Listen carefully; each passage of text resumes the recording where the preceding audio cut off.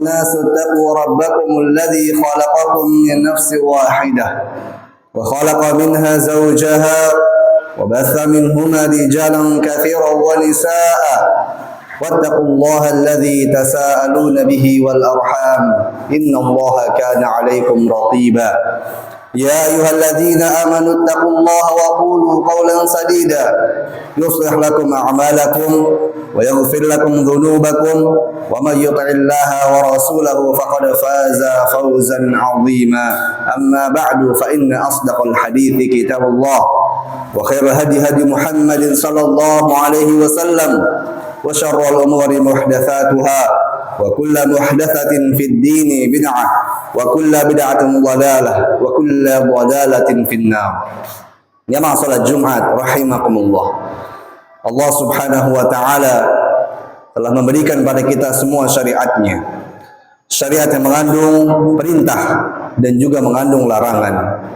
Allah Subhanahu wa taala berfirman, "Ya ayyuhalladzina amanu," wahai orang-orang yang beriman, "Athi'ullaha wa athi'ur rasul." Taatilah Allah Subhanahu wa taala dan juga taatilah Rasulnya sallallahu alaihi wasallam. Allah perintahkan kita, semua orang-orang yang beriman, semua orang-orang yang mengaku percaya dan yakin bahwa Allah Subhanahu wa taala adalah Rabb kita, asy-syari' yang menetapkan syariat yang mengatur kehidupan. Maka Allah perintahkan kita untuk taat kepadanya dan taat kepada Rasulnya, utusannya Nabi Muhammad SAW. Kemudian Allah Subhanahu wa taala juga mengingatkan kita untuk berhati-hati jangan sampai berbuat maksiat, durhaka, melanggar perintah-perintah Allah Subhanahu wa taala. Allah berfirman, "Wa may ya'sillaha wa rasulahu wa yata'adda hududahu yudkhilhu nara." Siapa yang bermaksiat kepada Allah Subhanahu wa taala, durhaka kepada perintah-perintah Allah Subhanahu wa taala dan juga Rasulnya sallallahu alaihi wasallam, wa yata'adda hududah, dan melampaui batas-batasan Allah, melampaui aturan-aturan Allah Subhanahu wa taala, yudkhilhu nar, maka Allah Subhanahu wa taala akan masukkan dia ke dalam api neraka. Jamaah salat Jumat rahimakumullah, perintah-perintah dalam larangan-larangan Allah Subhanahu wa taala ini mengandung banyak hikmah, mengandung banyak maslahat bagi manusia. Sebagaimana dikatakan oleh Al-Imam Ibnu Qayyim Al-Jauziyah rahimahullah taala, beliau mengatakan bahwasanya Al-Qur'an wa sunnatu Rasulillah sallallahu alaihi wasallam, Al-Qur'an dan sunnah Nabi, hadis-hadis Nabi sallallahu alaihi wasallam, mamlu'ani min ta'lilil ahkam, berisi terkait dengan illah, alasan-alasan hukum-hukum yang telah Allah SWT tetapkan, minal hikami wal masalih, di mana alasan-alasannya adalah sebuah hikmah, adalah sebuah kebaikan, wal masalih, dan juga maslahat-maslahat bagi umat manusia. Sehingga tatkala kita melakukan perintah Allah, tatkala kita menjauhi larangan Allah Subhanahu wa taala, maka semuanya kembali kepada diri kita sendiri. Semuanya kembali kepada pelakunya. Semuanya kembali kepada orang-orang yang telah Allah berikan aturan kepada mereka. Allah Subhanahu wa taala berfirman, "Man 'amila shalihan fali nafsihi."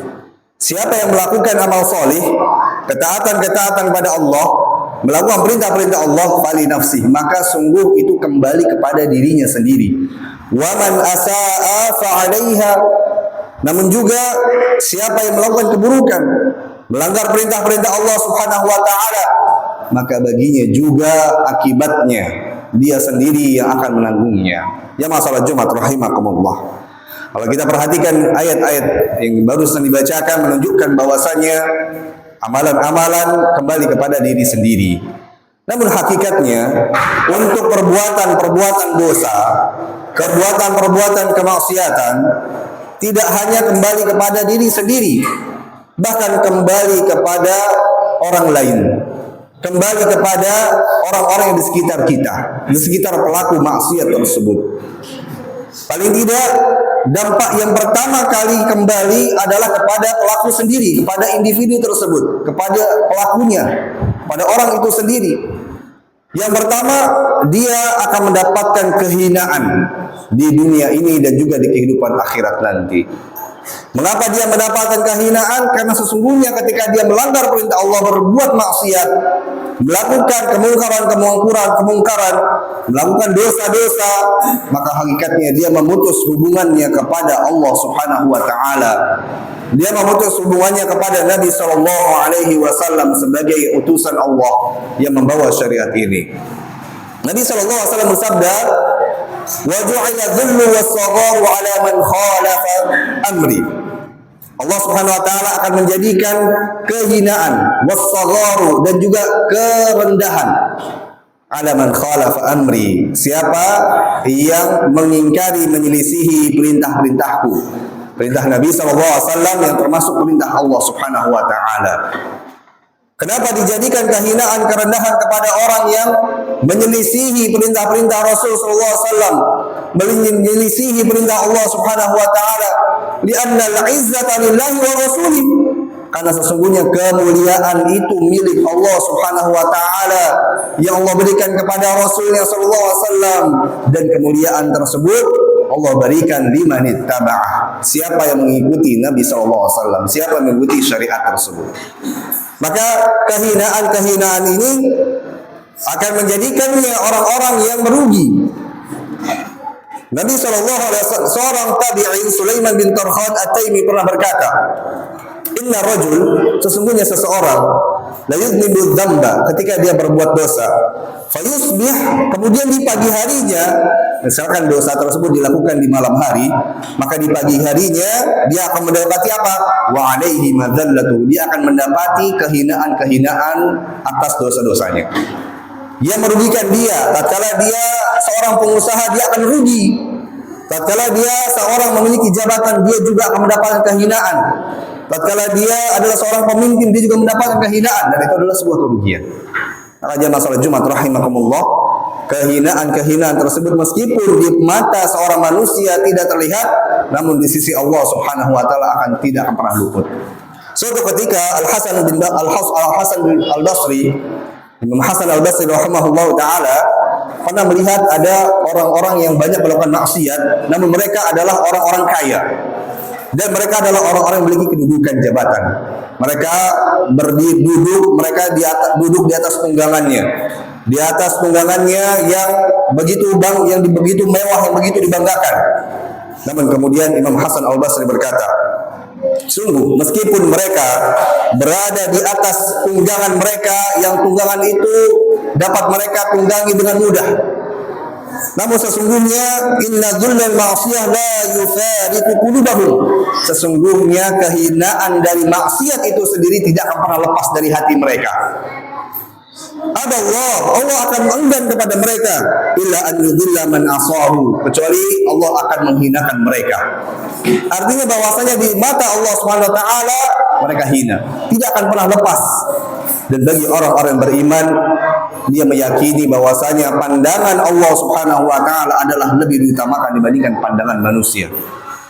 Ya salat Jumat rahimakumullah, di hari kiamat kelak Allah Subhanahu wa taala berfirman, wa taradh dhalimin, engkau akan melihat orang-orang yang berbuat zalim, para ahli maksiat tersebut, lamma ra'awul adzaba yaqulun, ketika mereka dihadapkan dengan azab Allah, mereka berkata, hal ila maraddin min sabil, apakah ada jalan kembali untuk kehidupan dunia, jalan keluar untuk kehidupan dunia lagi? Kemudian Allah berfirman dalam ayat berikutnya, wa tarahum yu'raduna 'alaiha khashi'ina min adh-dhulli, mereka dihadapkan dengan api neraka, dengan azab, dihinakan karena dosa-dosa mereka.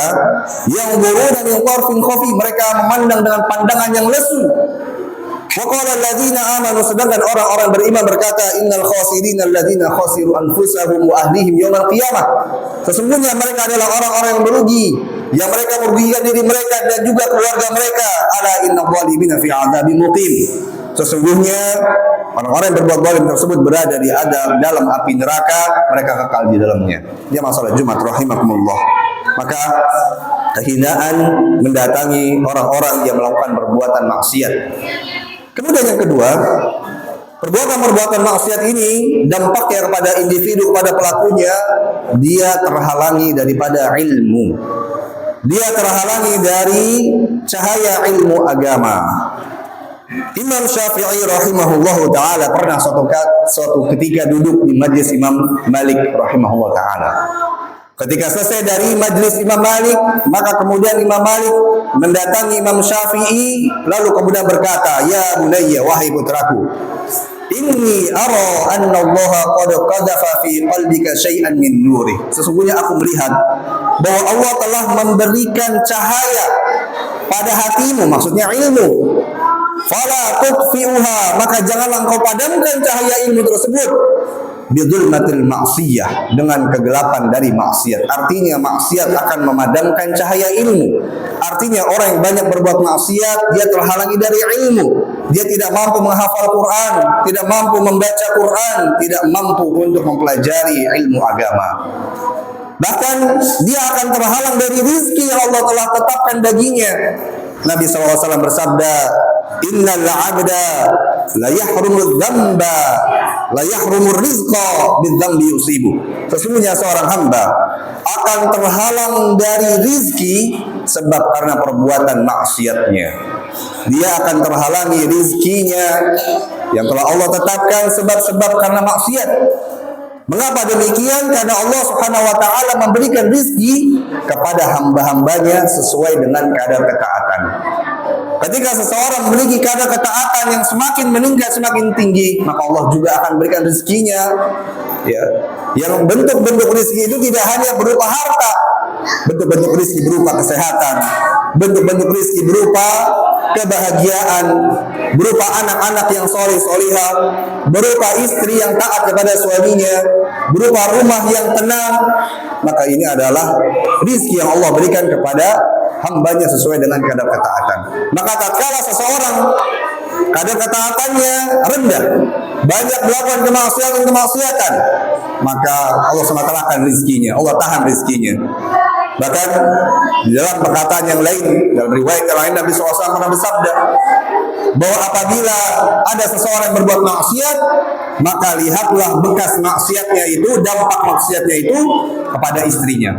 Ketika istrinya tidak mau taat pada suaminya, lihatlah pada anak-anaknya, tatkala anak-anaknya sulit diatur, anak-anaknya tidak mau mendengarkan perkataan orang tuanya. Ini adalah diantara dampak-dampak dari maksiat. Bahkan tunggangan, ketika ditunggangi, maka tunggangan tersebut akan rewel. Ketika yang ditunggangi adalah seekor unta, seekor kuda, maka unta-kuda tersebut sulit untuk dikendalikan. Demikian juga di zaman kita saat ini, mungkin kendaraan roda 2 kita, kendaraan roda 4 kita mungkin akan mogok, mungkin akan sulit dikendarai. Ya masalah jemaat rahimakumullah. Kemudian berikutnya, dampak buruk maksiat kepada pelakunya secara individu, secara personal adalah dia sulit untuk melakukan kebaikan, sulit untuk melakukan ketaatan pada Allah Subhanahu wa taala.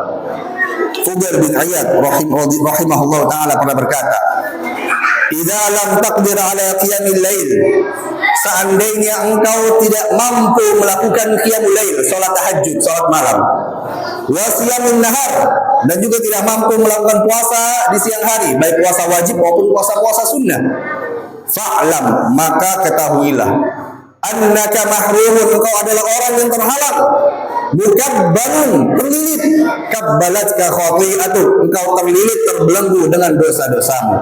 Ya masalah Jumat rahimakumullah. Orang-orang yang tidak mampu melakukan ketaatan bisa jadi sebabnya karena kemaksiatan, karena banyaknya dosa-dosa yang dia lakukan. Maka ini adalah dampak-dampak buruk kepada individu, kepada personal orang yang melakukannya.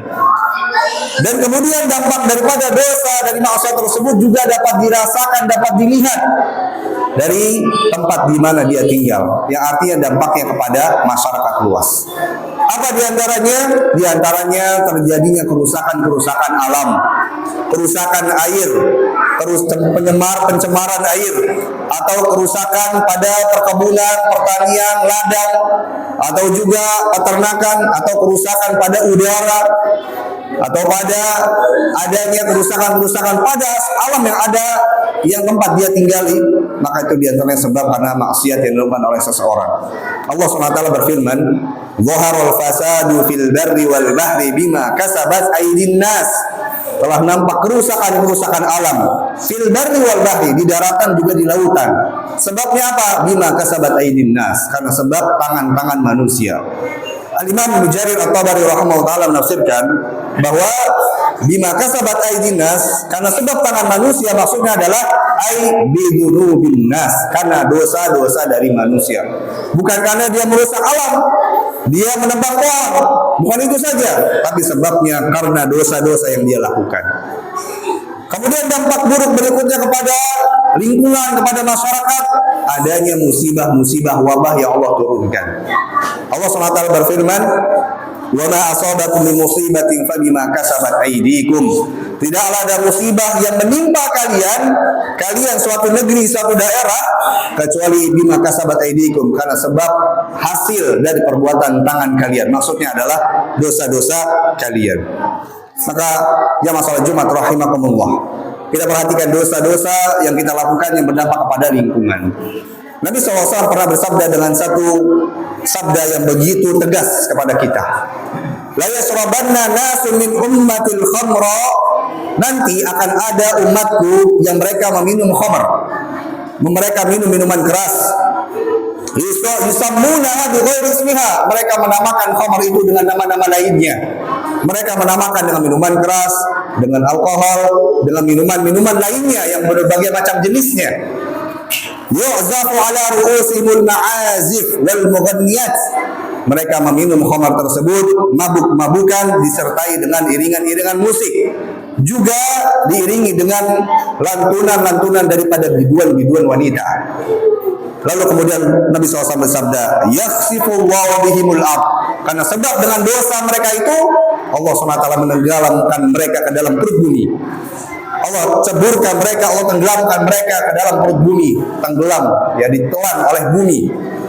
Wa yaj'al minhum al-qirada wal khanazir, bahkan Allah SWT jadikan sebagian dari mereka menjadi qiradah, kera-kera, wal khanazir, hewan-hewan babi. Ya masalah Jumat rahimakumullah. Hadis ini dengan tegas bagaimana Nabi SAW menjelaskan tentang azab, hukuman, musibah yang menimpa suatu kaum dari umat Nabi SAW yang mereka mabuk-mabukan, yang mereka minum minuman keras, yang mereka hanyut dengan lantunan musik-musik dan juga biduan-biduan wanita yang mengumbar aurat. Waliyadzubillah. Aqulu qouli hadza wa astaghfirullahal azim wa lakum wa muslimin kulli dzam fastaghfiruhu innahu huwal ghafurur rahim.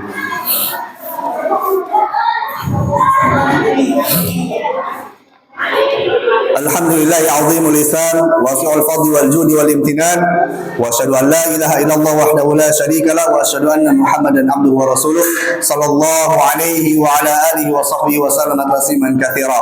Fa ya ibadallah ittaqullaha haqqa tuqatih kama qala ta'ala ya ayyuhalladzina amanu ittaqullaha haqqa tuqatih wa la tamutunna illa wa antum muslimun. Jamaah salat Jumat rahimakumullah, maka bertakwalah kita semua kepada Allah Subhanahu wa taala. Peliharalah diri kita dari adab Allah Subhanahu wa taala. Peliharalah diri kita dari perbuatan-perbuatan kemaksiatan, kemungkaran, baik yang kecil maupun yang besar. Karena dampak dari kemaksiatan tersebut akan dirasakan oleh pelakunya dan juga masyarakat dan juga lingkungan yang ada di sekitarnya. Dan sesungguhnya kebaikan, keberkahan dalam kehidupan kita ini tidak akan berdampingan dengan kemaksiatan. Sebagaimana Allah Subhanahu wa taala berfirman, "Faman ittaba'a hudaya fala yadhillu wa la yashqa." Siapa orang yang mau mengikuti petunjukku, maka dia tidak akan pernah tersesat dan tidak pernah akan sengsara.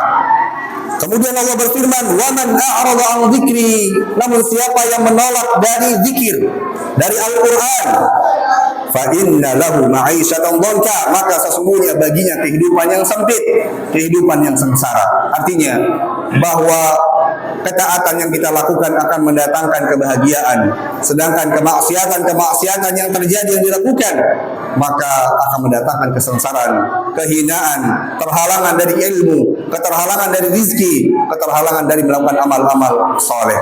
Innallaha malaikatahu yusholluna 'alan nabi ya ayyuhalladzina amanu shallu 'alaihi wa sallimu taslima. Qala Nabi sallallahu alaihi wasallam, man shalla 'alaihi salatan sallallahu 'alaihi biha asyra. Allahumma shalli 'ala Muhammad wa 'ala ali Muhammad kama shallaita 'ala Ibrahim wa 'ala Ibrahim innaka Hamidum Majid. Wa barik 'ala Muhammad wa 'ala ali Muhammad kama barakta 'ala Ibrahim wa 'ala Ibrahim innaka Hamidum Majid. اللهم اغفر للمسلمين والمسلمات والمؤمنين والمؤمنات الأحياء منهم والأموات إنك سميع قريب مجيب قضاء الحاجات. اللهم أرنا الحق حقا وارزقنا اتباعه وأرنا الباطل باطلا وارزقنا اجتنابه. اللهم آت نفوسنا تقواها وزكها أنت خير من زكاها أنت ولي مولاها. اللهم إنا نسألك الهدى والتقى والعفاف والغنى يا رب العالمين. اللهم أعز الإسلام والمسلمين ودمر أعداءك أعداء الدين يا ذا الجلال والإكرام. اللهم أصلح أحوال المسلمين، اللهم أصلح أحوال ولاة المسلمين بتطبيق كتابك وسنة رسولك صلى الله عليه وسلم. ربنا لا تزغ قلوبنا بعد إذ هديتنا وهب لنا من لدنك رحمة إنك أنت الوهاب. ربنا هب لنا من أزواجنا وذرياتنا قرة أعين واجعلنا للمتقين إماما. ربنا آتنا في الدنيا حسنة وفي الآخرة حسنة وقنا عذاب النار. وصلى نبينا محمد وعلى آله وصحبه وسلم تسليما كثيرا وآخر دعوانا أن الحمد لله رب العالمين والله يعلم ما تصنعون. أقيموا الصلاة.